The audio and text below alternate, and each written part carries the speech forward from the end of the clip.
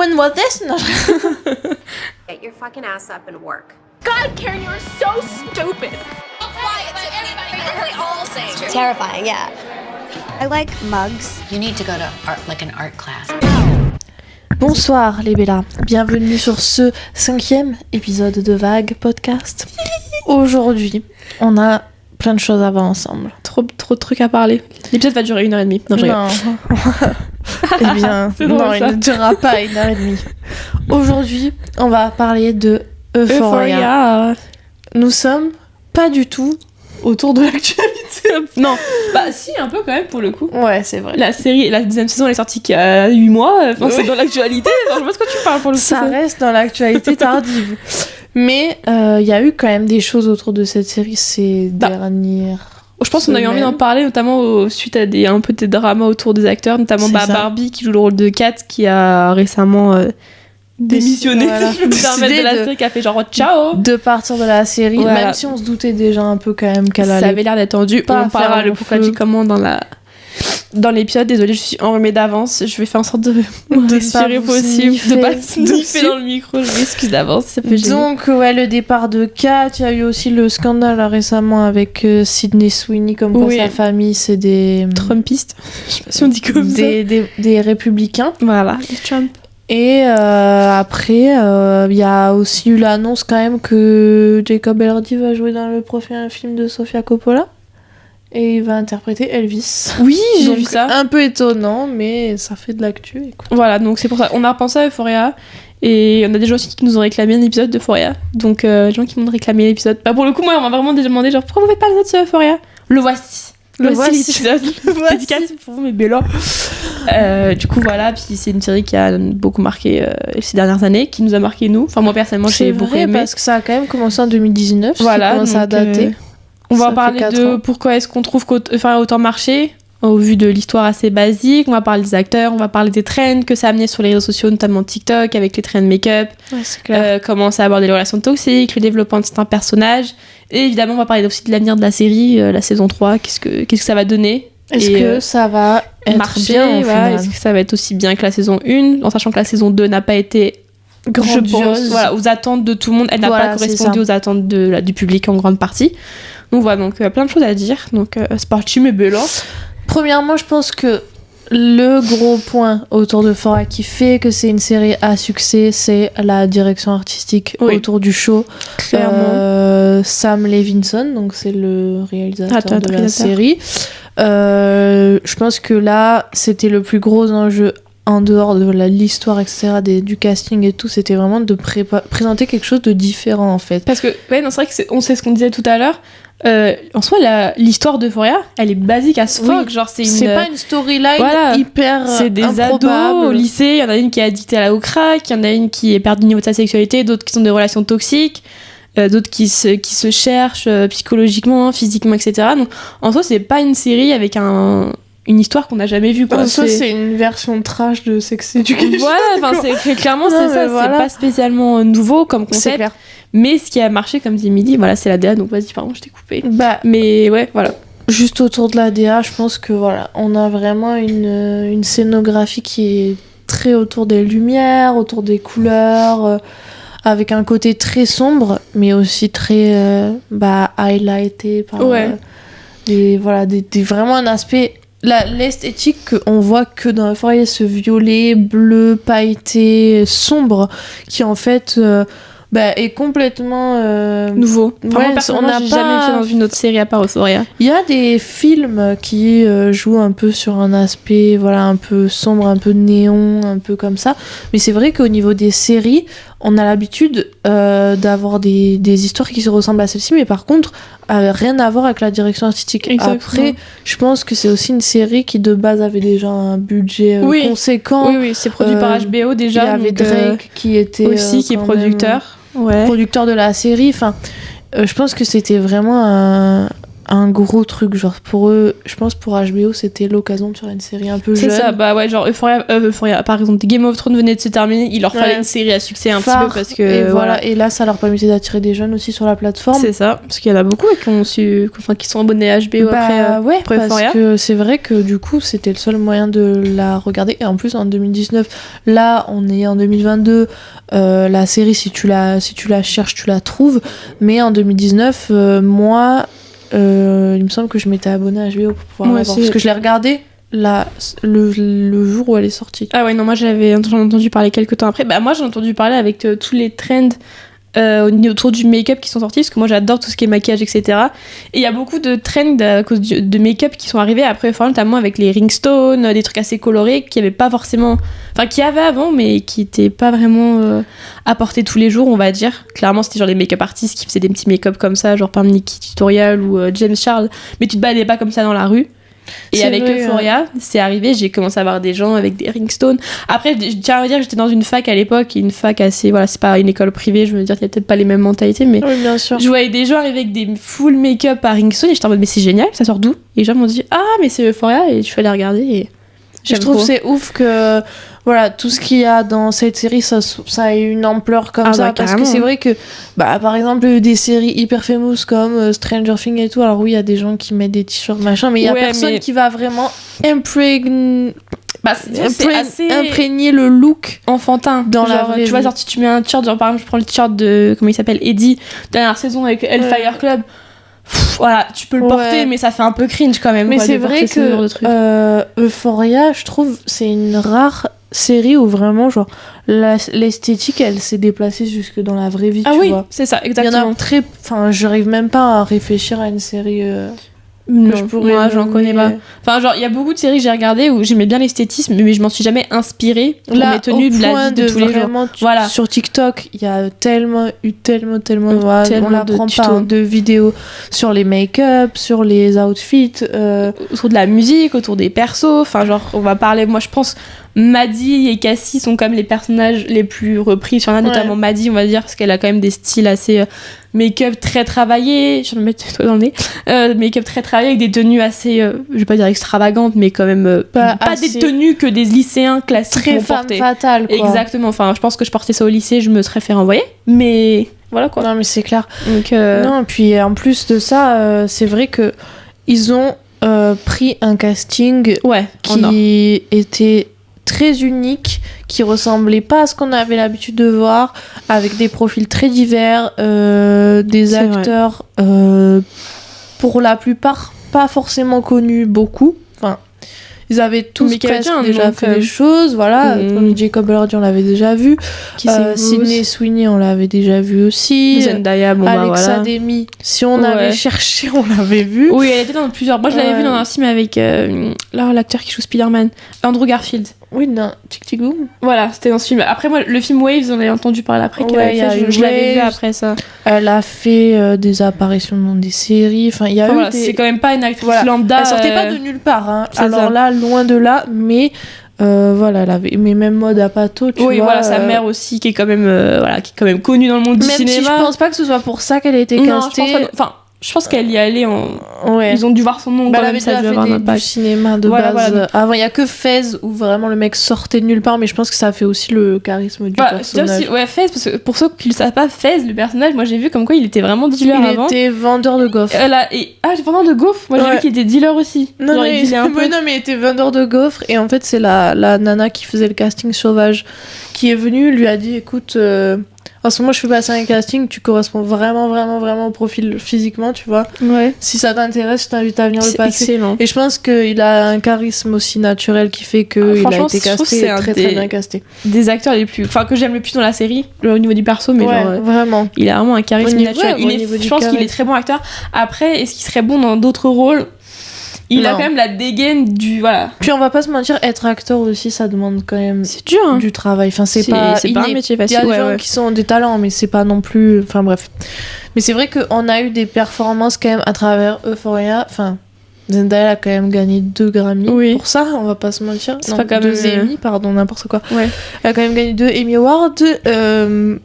Sydney Sweeney, elle a été nominée pour les... Elle a gagné avec la meilleure bataille avec... Oui. Ils ont mis des batailles de série de ouf. C'était pour genre des combats et tout, en mode avec des chevaux et tout. Et Maddie et Cassie, c'est ceux qui ont remporté le meilleur bataille quand elle fait you ouais, là, fucking bitch, I'm gonna fuck you.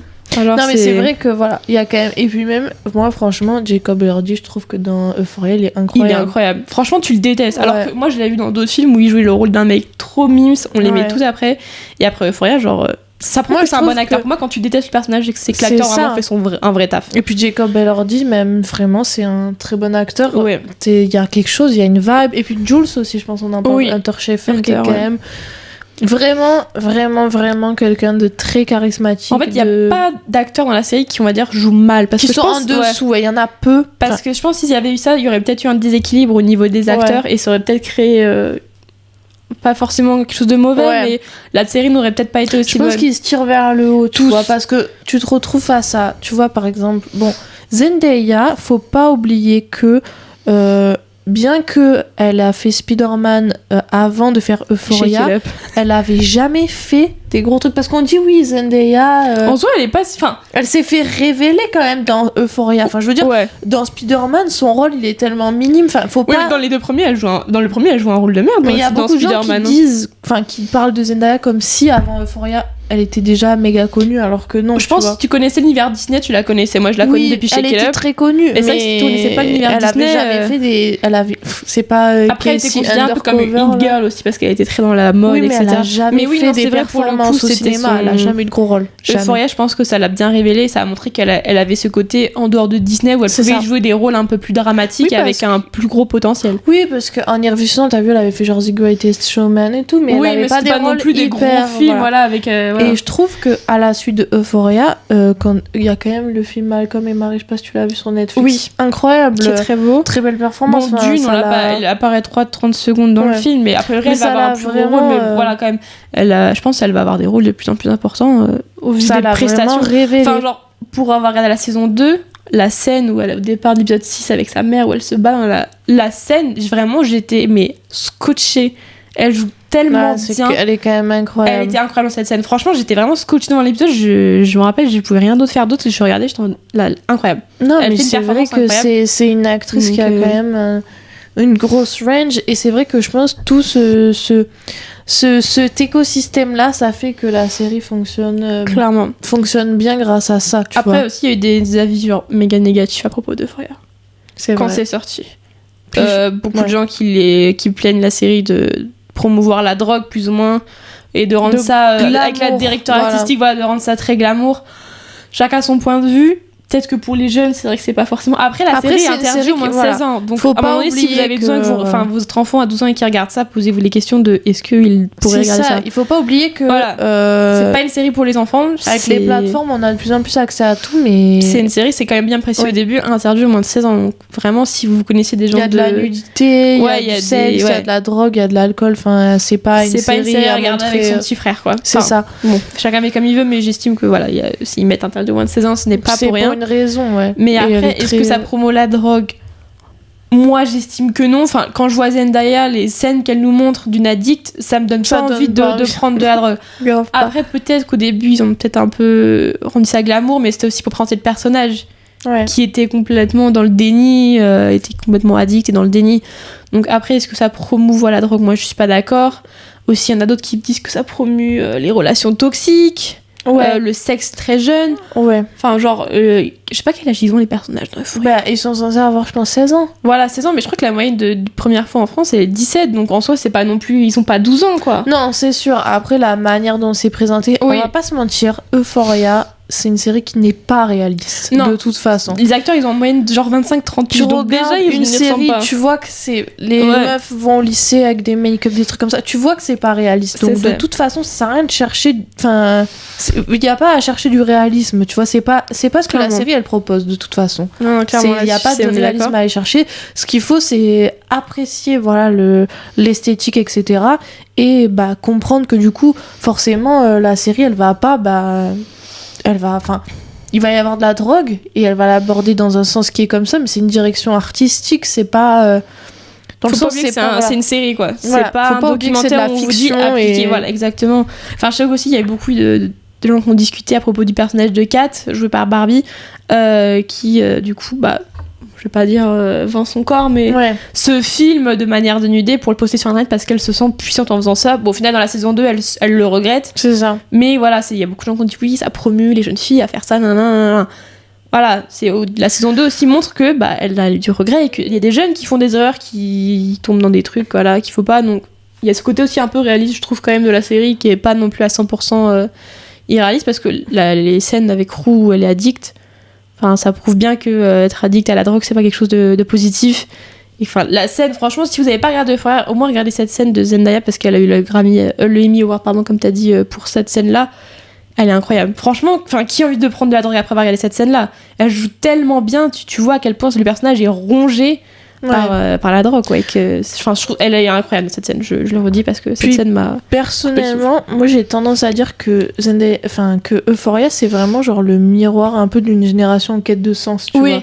C'est vrai que si ça nous parle autant à notre génération, à nous, c'est pour une raison, et ça peut parler différemment à d'autres générations, tu vois. C'est vrai. Mais nous, notre génération, on est tellement confrontés à tous les excès. Il n'y a aucune censure, en fait, envers nous, envers cette génération-là. Je pense que c'est le miroir de cette réalité-là, du fait que le lycée, c'est une période tellement... ça peut être compliqué pour certaines personnes, d'autres non, ça dépend de chacun. C'est mais poussé dans les extrêmes, parce que tu passes à la vie adulte. Romancé, c'est comme ça. Mais c'est vrai que je pense, par exemple... Il y a quelques années, il y a 10 ans même, je pense, il y avait Skins. Et pour ceux qui ont regardé Skins, Euphoria à côté, ça n'impressionne pas. Ça, tu vois, moi j'ai pas regardé. Ça ne choque pas au niveau de la drogue, parce que Skins, c'était vraiment autre chose. En fait, c'est un petit peu au final le même esprit, sauf que Skins, c'est une série déjà anglaise qui est sortie déjà dans les fins des années 2000, il me semble. Donc c'est beaucoup plus cru comme manière de faire, c'est beaucoup moins romancé. Mais c'est vrai que c'est... Je pense que Euphoria, c'est le Skins de notre génération, mais pour les générations t'as raison. Un poil plus jeunes que nous, du Après, coup. je tenais à rappeler aussi, je viens de me rappeler, le gros truc qui a aussi marché dans Euphoria, c'était la musique. La BO. La BO est quand même incroyable. Même aujourd'hui, on la retrouve dans les TikTok. Labyrinthe, oui, ça Labyrinthe, voilà, qui quand même a fait des musiques absolument incroyables. Je pense que c'est aussi en partie c'est un vrai compositeur pour le coup, qui a vraiment fait un truc très quali pour et j'avais vu une interview de lui après la série, il disait qu'il avait fait de la musique, voulu créer une musique en prenant les jeunes en mode chaotique mais mélodique à la fois, et j'avais bien aimé quand il avait dit ça, je trouvais ça sympa. Parce qu'il y a un mélange de plein de sonorités, mais à la fois c'est doux, et à la fois il y a des moments où je pense notamment à la musique sur Deezer ou Spotify, vous trouverez, c'est la musique de Nate, et c'est tellement je l'écoute et ça si vous avez regardé la direct série, dans la scène, et tu vois, je trouve c'est tellement c'est la scène où il est, je crois qu'il est dans le miroir. Il est petit, on voit il est petit, grand et tout machin, Et je pense que vraiment la musique, ça accompagnait les scènes avec vraiment une hyper grande précision, et que ça aide vraiment à mettre le téléspectateur dans une ambiance hyper spéciale. Le personnage de Nate est quand même un personnage assez spécial, et j'aime bien le fait qu'il crée quand même de la musique en fonction du personnage. T'écoutes aussi la musique de scène de Jules, de Cassie, de Maddie, ils vont pas avoir les mêmes sonorités. La première saison, c'était un épisode par personnage. Ils ont abandonné ça, je crois, la deuxième, c'était plus vraiment la même chose. C'était pas mal ça. La première saison, c'était un épisode par personnage. Il y avait 2 personnages qui n'avaient pas eu d'épisode, et il s'agissait de Fez et Lexi. Et du coup, le premier épisode de la saison 2, c'était Fez. Mais c'est vrai que... En gros, c'est pas un épisode spécial, mais pour ceux qui n'ont pas regardé, en gros, ils avaient le début de la série, donc l'espace de 5-10 minutes, t'avais une présentation sur la vie du personnage. Donc c'était plus sympa pour nous, en tant que public, d'apprendre à connaître. Parce que ça avait été, à l'issue de la saison 1, ça avait été le personnage adoré par tout le monde. Qui? Fez. Fez, oui, c'est vrai que pour le coup, tout le monde avait réclamé, pourquoi on n'a pas eu la vie de Fez? C'est ça, et en plus, je pense qu'ils s'attendaient peut-être pas forcément, les créateurs de la série, au fait que, en fait, l'audience aime tellement ce personnage, et du coup, en fait, ils ont dit, à la deuxième saison, il va avoir beaucoup plus de screen time, on va le mettre. Il est beaucoup plus présent, tu te rends compte, il est quand même beaucoup plus présent. Ils ont fait toute une storyline un peu de romance avec Lexi, même si c'était pas encore tout à fait confirmé. On espère, même la fin de la série, elle se termine avec lui, quoi. Donc, donc il a quand même un rôle important. Et il y a d'autres personnages qui ont eu des rôles moins importants, comme par exemple Kat, qui était quand même un personnage principal Voilà. de la première saison et que la saison 2 n'apparaît plus. Il y a une raison. On sait pas exactement voilà, ce on qui s'est sait qu'à passé. priori, avec le réalisateur, ça se passait pas Il y a très eu de la bien. discorde, Voilà. même si visiblement ce serait pas la raison primaire pour laquelle elle serait partie. Je pense que ça l'est. Bah, je pense aussi peut-être comme son personnage, enfin pour ceux qui ont regardé la saison 2, le personnage dans la saison 1, il a un développement très rapide et dans la saison 2, ça se stagne. Et il n'y a pas de développement particulier de la fin de la saison 2, du début de la saison 2 à la fin. Mis à part qu'elle quitte son mec. C'est le seul développement qu'elle a. Visiblement, il lui aurait visiblement, le personnage de Kat aurait été supposé avoir des problèmes alimentaires et c'est quelque chose que Barbie Ferreira aurait refusé de montrer à l'écran parce que c'était trop facile de montrer une fille en surpoids qui a des problèmes alimentaires. Donc elle a refusé ça, visiblement ça aurait été à cause de ça que ça aurait commencé un petit peu à s'échauffer entre eux, mais personnellement je pense que c'est possible aussi que elle a vu que son personnage etc n'avançait pas et que aussi c'est des acteurs, il faut pas oublier que derrière ça se trouve ils ont des projets. Oui aussi, Euphoria, il y en a qui bossent beaucoup à côté, je pense à Sydney Sweeney, tu vois par exemple, elle fait plein d'autres séries à côté. Elle bosse vraiment. Zendaya, quand elle est pas sur Euphoria, je pense que 11 mois dans l'année, elle doit être en train de tourner des films ou machin. Jacob Elordi, je pense pas mal aussi. Bah là, oui, il a été casté quand même pour le prochain Sofia Coppola. C'est quand même des films qui demandent beaucoup de travail. Non, c'est des acteurs qui travaillent et je pense que Barbie Ferreira, elle a fait une apparition là dans Nope. Je pense que c'est une actrice, elle a déjà fait aussi pas mal d'autres trucs qui a du potentiel.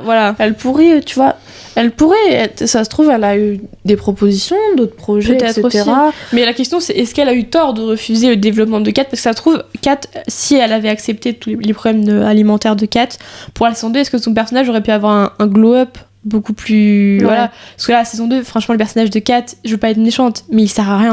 Après c'est aussi, on s'imagine, enfin moi je m'imagine aussi que c'était tellement un gros succès Euphoria que je me dis ça doit être, enfin pour un acteur, genre tu sais que tu quittes un truc autant à succès, ça doit pas être facile, tu vois. Mais alors pour parler aussi du succès, la saison 2, autant il y a eu beaucoup plus de téléspectateurs parce qu'il y a des gens qui ont, parce que la première saison est quand même sortie en 2019, la deuxième là en 2022, il y a eu 3 ans, donc il y a plein de gens qui ont commencé à regarder Euphoria après la sortie, donc forcément il y a eu beaucoup plus de vues. Mais moi, personnellement, j'ai été déçue. Moi, la deuxième saison. J'ai été moins dans le truc. La première saison, je l'ai regardée 3 fois, je crois. La première saison, je peux la regarder encore. La deuxième saison, je la regarderai pas une deuxième fois. La deuxième saison, c'est... vraiment, la scène qui m'a vraiment bluffée, c'est la scène de Rue, quand elle est chez sa mère et qu'elle pète un plomb au début de l'épisode 6. Ouais. C'est vraiment la seule scène qui m'a marqué avec peut-être le bitch you better be joking et le I'm gonna fuck you de Maddie, tu vois. Alors. Mais bon, c'est des petites phrases, c'est pas la scène. Moi je trouve que même la situation, ils auraient pu la tourner mieux encore, tu vois. Et moi vraiment l'épisode qui m'a vraiment bluffé, je pense que tu seras d'accord avec moi, c'est celui aussi de la pièce de théâtre, qui était quand même incroyable. J'avais oublié, c'est vrai quand même, c'est vrai que la pièce de théâtre, c'était vraiment, pour moi, j'étais déçue de la saison, et quand j'ai vu la pièce de théâtre, j'étais en mode, bon, au final, tu vois, c'est quand même, ils ont bien rattrapé. Il y a toujours, après, merci Alexis. T'imagines quand il y a un engouement comme ça, pour une série, c'est dur avoir une deuxième saison qui est à la hauteur. Toujours, hein, généralement. C'est comme quand un film est hyper bien et qu'ils font un deuxième volet. Genre, c'est super dur de rester dans la hype et d'arriver à satisfaire tout le monde. Et je pense que Euphoria, la saison 2, malheureusement, genre, c'était tellement dans le jeu. Même si je trouve que, en vrai, il y a des choses que j'aurais pas fait comme ça. Il y a tellement de choses que j'aurais pas fait comme ça. Voir comme ça. Enfin, j'aurais aimé voir différemment, tu vois. Mais c'est vrai que... notamment la découverte de Maddie, de Cassie et Nate. Oui, c'est vrai que j'aurais pas fait comme ça. Ça, pour moi, serait... d'ailleurs, il y avait un indice, je me rappelle, d'ailleurs, c'est toi qui me l'as dit dans le premier épisode de la saison 2, au moment où Nate et Cassie sont dans la voiture, Cassie laisse sa petite culotte. Mais oui. À l'arrière. Et moi, beaucoup de gens ont pensé... m'a dit allait trouver la culotte en se disant mais c'est avec le décassis. Il y avait des moyens de faire les choses autrement, tu vois. Dirait que, en fait, comme malheureusement beaucoup de séries qui marchent beaucoup, on a l'impression que c'est bâclé. On a l'impression qu'il n'y a pas eu le temps en fait de alors tout montrer. Alors qu'ils ont quand même eu 3 ans, mais c'est comme dit Émilie, ils sont des acteurs qui doivent avoir d'autres propositions, donc ils n'ont pas forcément le temps de tourner Euphoria. Résultat, j'ai l'impression que c'est bâclé, que c'était pas... Franchement, la saison 2... Enfin, le personnage de Jules, j'étais hyper triste. Elle a pas eu un développement top. Il y a des personnages, le personnage là, le mec avec qui Rue et Jules sont tout le temps là, comment il s'appelle? Elliot. Il sert à rien. Franchement, il aurait pas été trop là, dommage. Ça aurait été la même chose. J'aurais préféré qu'ils investissent dans un autre personnage. Le seul personnage vraiment qui avait un développement, pas forcément bon, mais bien, c'était Cassie. qui était quand même le personnage avec Roux central, avec son histoire avec Nate. Puis Fez aussi, je trouve, quand même, aussi. parce que tu comprends mieux le personnage, t'as de l'empathie, mais je trouve ça tellement dommage qu'il n'ait pas fait conclure Fez et Lexi, en fait, parce que je sens le truc où dans la saison 3 qui va arriver, il est quand même supposé partir en prison, donc j'ai du mal à croire que soit une histoire qui soit possible. Enfin bref, je sens le truc qui va mettre 4 ans à arriver, alors que c'est juste que tout le monde aimerait voir, en fait. Si ça tourne encore autour de Maddie, Cassie et Nate, ça va être relou. Enfin... Ouais, là, on arrive à un point, j'ai l'impression que la saison 3, je sais pas de quoi ils vont parler. C'est clairement ça, en fait. Les rumeurs ne rassurent pas non plus, parce que quand tu vois que t'as des rumeurs comme quoi Addison Rae pourrait être dans la série... Au secours. Non, au secours. Non, c'est vraiment. pas très rassurant. Non, au secours, non, vraiment, non, je tu te veux dis, pas. ah ouais, c'est chaud, genre, si mais non, mais c'est ça, en fait, parce qu'à la fin de la saison 2, bon, si vous n'avez pas regardé la série, spoil, on va spoiler les trucs, donc taillez-vous, mais genre, t'as Roux qui nous dit qu'elle est clean, du coup. Ouais. Roux et elles sont séparées, donc t'as envie de dire leur relation elle va aller où, les personnages ils vont aller où, parce que Roux si elle est clean, non mais de toute façon elle est clean puis elle est plus clean, puis si elle est que clean la série elle va pas continuer, enfin voilà. Maddie et Nate, leur histoire elle est finie. Cassie et Nate on n'en sait rien, mais puis c'est censé partir à la fac là, non, c'est pas ça. Ouais, c'est ça. En fait la série on a l'impression que la saison 2 arrivait à un point où on est en mode bon, qu'est-ce qui va se passer ensuite, en fait? Et moi personnellement je suis pas excitée. Mais c'est là que justement il faut que les réalisateurs etc ils soient fins, tu vois, c'est qu'ils arrivent à remettre un engouement autour de ça, parce est-ce que ça va se faire, parce que la saison 3 là elle est quand même prévue pour peut-être 2024 voire 2025, enfin on aura 25 piges. Après est-ce qu'il va y avoir des épisodes spéciaux entre temps peut-être, comme il y avait eu, mais est-ce qu'à 25 ans les jeunes qui regardaient ça quand ils en avaient 18-19 vont être aussi en c'est mode vrai, hein, parce puis qu'il les faut acteurs, voilà, les acteurs ils ont Alexa Demi elle a 30 piges, voilà, elle va à 35 ans, elle va jouer une gamine de 20, au bout d'un moment c'est, enfin même pour eux puis je me dis que ça va les faire chier. Elle doit avoir tellement de projets, voilà, Zendaya, de au bout d'un moment si elle est prise dans des films de méga réalisateurs, Euphoria ce sera le dernier de ses soucis. Euphoria c'est, je pense que là, je sais pas, en fait, s'ils mettent autant de temps entre les saisons, enfin, tu peux pas, enfin, c'est un concept que tu peux pas continuer. C'est quand même pas une série en plus qui demande beaucoup d'effets spéciaux. Enfin, regarde Game of Thrones, machin, qui demandait des fois une saison 2 ans ou 1 an ou 2 ans. Je pense que le plus dur, en fait, c'est de réfléchir à comment faire pour que les gens continuent à kiffer, continuent à impressionner les gens, en fait. Et là, je sens que la saison 3, je sens que si elle sort, ça va être déception sur déception, et limite, je ne la regarderai potentiellement pas si je sens que les intrigues ne sont pas à l'attente. Bah là, on apprend que Kat part. Voilà, il y a des personnages qui se barrent. A priori, j'ai entendu des trucs comme quoi Alexa Demi voulait arrêter. Bon, rien d'officiel, hein, elle a rien confirmé, mais enfin, si on perd les personnages qui nous plaisent le plus, je vois pas l'intérêt de continuer la série. Donc c'est ça, voilà, ça, il va marcher la saison 1. La saison 2, ils ont été déçus. Est-ce que vraiment cette série a un avenir ? C'est la question aujourd'hui qu'on se pose. Et malheureusement, c'est pas. On espère, parce que c'est quand même une série qui on l'aime bien quand même, cette série. C'est une série qui est cool, qui a marqué. Et... c'est vrai. Toujours. Mais voilà. Est-ce qu'elle a un avenir, ou est-ce que les gens, quand on y pensera, est-ce qu'ils penseront juste à la saison 1 ? Peut-être. Est-ce que vous allez continuer à regarder ? Qu'est-ce que vous pensez de la saison 2 d'Euphoria ? Parce que peut-être nous on a des avis Il y a des points positifs. Il y a des points positifs, mais je trouve que j'ai du mal à voir comment ça va se projeter, c'est sûr. Moi, j'ai aucune projection là pour Parce que saison 3 est prévue pour 2024 quand même. Il y a rien de confirmé, hein. Il y a rien de confirmé. Ils ont des minimum 2024, donc ça peut être 2025 comme ça peut être 2026. Enfin, je dis n'importe quoi, mais voilà quoi. C'est pas une série. À ce moment-là, on va passer à autre chose quoi. Nous, à notre âge, on aura peut-être même plus envie de regarder des séries comme ça. On sera en train de travailler, on aura peut-être des gosses. Enfin, entre nous, t'as vu, on n'a pas le temps de regarder Euphoria. Genre, non, mais vraiment. Les acteurs aussi, je pense. C'est clair. Voilà, donc c'est. C'est trop dommage parce qu'il y avait plein de choses positives à cette série et genre en tout cas, on n'est pas à l'abri d'une belle surprise. Peut-être. On le sait, peut-être. On n'est pas à l'abri d'une surprise. Mais il va falloir qu'ils bossent bien parce que sinon, on les attend au tournant. Exactement. Genre comment il s'appelle Sam Levinson. On t'attend bébé. Tape bien. Voilà. Tape pour nous. Écoutez, les Bellas. Je pense qu'on vous a tout dit sur Euphoria, ce qu'on avait à vous dire. Voilà. Et on espère que cet épisode, il vous aura plu. Et il vous aura peut-être appris des choses. Et on se retrouvera... regardez Euphoria, regardez Euphoria. On se retrouvera dès lundi prochain pour un nouvel épisode de Vague. Yes. Gros bisous les Bellas. Bye Queens.